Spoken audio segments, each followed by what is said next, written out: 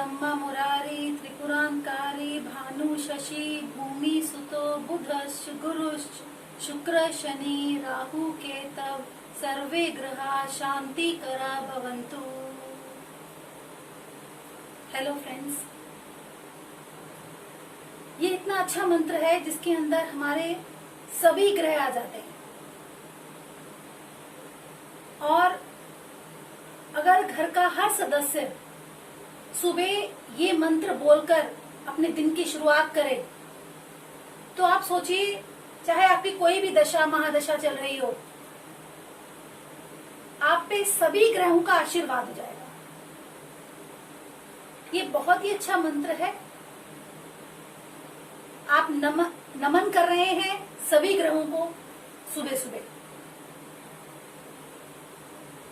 तो इसके साथ मैं आज कुछ आपके साथ शेयर करना चाहती हूँ। पिछली वीडियो में मैंने राहु के बुरे प्रभाव के बारे में बात की थी।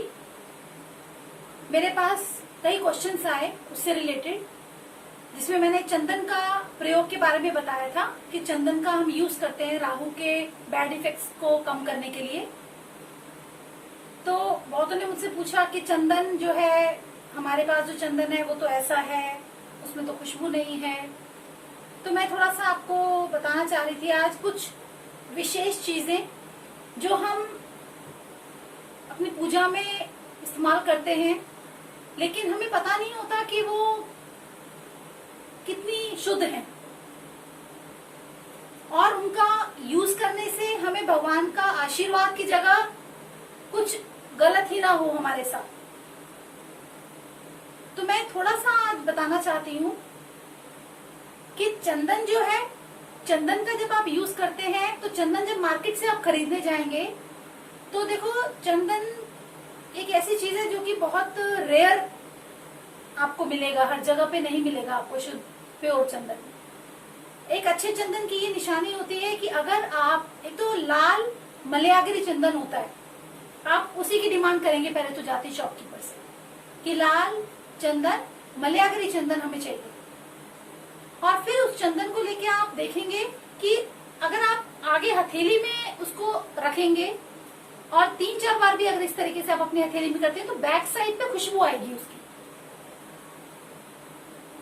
और कई देर तक आपके हाथ में उसकी खुशबू रहेगी, कई देर तक। और जिसके आगे थपथपाने से हथेली पे बैक साइड पे खुशबू बिल्कुल नहीं आ रही है तो समझिए वो एकदम घटिया है।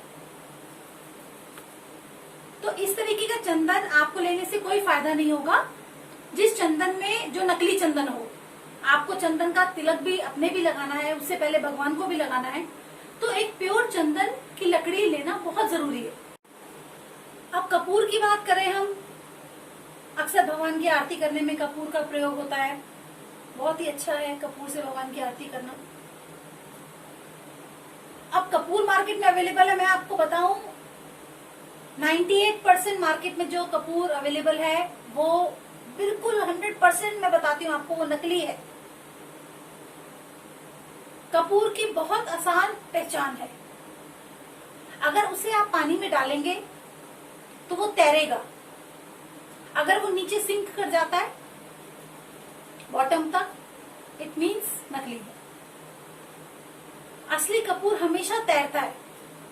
और जब आप कपूर को जलाते हैं तो आप देखना, मैं लेकर भी आई थी एक बार मार्केट से, मैंने जब कपूर जलाया तो उसके बाद राख दिखी, मतलब ब्लैकनेस आ गई उसमें, जहां पर मैंने उसको जलाया था। तो असली कपूर को जलाने के बाद वो गायब हो जाता है, बिल्कुल बिल्कुल साफ होगी वो जगह, उसमें बिल्कुल कालापन नहीं होगा। ये असली कपूर की निशानी है। और एक बहुत इंपॉर्टेंट चीज यूज होती है हमारी पूजा में, कलावा हाथ में बांधते हैं हम। अब मार्केट में जाते हैं, हम देखते हैं सुंदर सा अच्छा सा दिखने वाला कलावा ले आए, लेकिन जो सुंदर सा चमकने वाला अच्छा सा जो कलावा आपको दिख रहा है वो शुद्ध प्योर नहीं है। जो कलावा आप लेकर आएंगे वो चमक धमक वाला इस तरीके से अगर है तो वो रेशमी है, और रेशमी कलावा शुद्ध कलावा नहीं है, नकली है। वो सूती जो कलावा होता है जो एक झटके में टूट जाता है, अगर आप उसको जब यूज करते हैं तो एक झटके से ही वो कलावा टूट जाए। और जो रेशमी होगा वो टूटेगा नहीं, बहुत बहुत मेहनत करेंगे, उसमें बहुत जोर लगाना पड़ेगा तब वो टूटेगा। ये तो इतनी छोटी छोटी चीजें हैं जो मैं सच में बहुत मेरे मन था कि मैं अपने फ्रेंड्स के साथ शेयर करूं। और अगर हम बात करते हैं अगरबत्ती, अगरबत्ती लोग यूज करते हैं। अगरबत्ती हमारे जो धर्म है, हमारे धर्म में अगरबत्ती का यूज जो है निषेध है। वो बैम्बू स्टिक से बनता है और बैम्बू जलाना जो है हमारे धर्म में नहीं अच्छा माना जाता। धूप सबसे अच्छा उसका एक ऑल्टरनेट है। आप अगरबत्ती की जगह धूप का प्रयोग करें, जो बहुत ही अच्छा रहेगा। और जो शहद, वो भी अक्सर यूज होता है हमारे पूजा में। शहद से हम अभिषेक करते हैं भगवान का। शहद जो मार्केट में इस टाइम जैसे अवेलेबल है, हिमालय का जो है, जो भी कंपनीज के हैं, अच्छी कंपनीज के हैं जो शहद, मैं नाम नहीं लेना चाहूंगी किसी कंपनी का, वो अच्छे हैं, अच्छी कंपनीज के। लेकिन कई बार ऐसे ही हम लोकल ले लेते हैं शहद। शहद की पहचान है कि वो सर्दियों में नहीं जमता, वो जैसा है वैसा ही रहेगा। शहद कभी जमता नहीं है, अच्छा शहद, प्योर शहद। और एक चीज यूज होती है लक्ष्मी माँ की पूजा में, तो बहुत यूज होती है वो मिश्री। मिश्री कौन सी अच्छी होती है जो पूजा में हमें प्रयोग करनी चाहिए? धागे वाली। कहीं कहीं उसको शायद ताल मिश्री भी कहा जाता है। जो धागे वाली मिश्री होती है, जिसमें धागा डला होता है, वो बहुत अच्छी मिश्री होती है। हमें पूजा में भी वही प्रयोग करनी चाहिए और घर के लिए भी हमें वही लानी चाहिए। उसे लाके फोड़ के और हम उसको यूज कर सकते हैं। आई होप मैंने जो आज आपको जानकारी दी है वो बहुत आपके लिए उपयोगी रहेगी। और भी बहुत जानकारियां मैं आपको देना चाहती हूँ हमारे पूजा से जुड़ी हुई। हमें किस तरीके से पूजा करनी चाहिए, हमें कई बार पता नहीं होता। और ये बात सच है कि भगवान भाव देखता है, किस भाव से हम पूजा कर रहे हैं।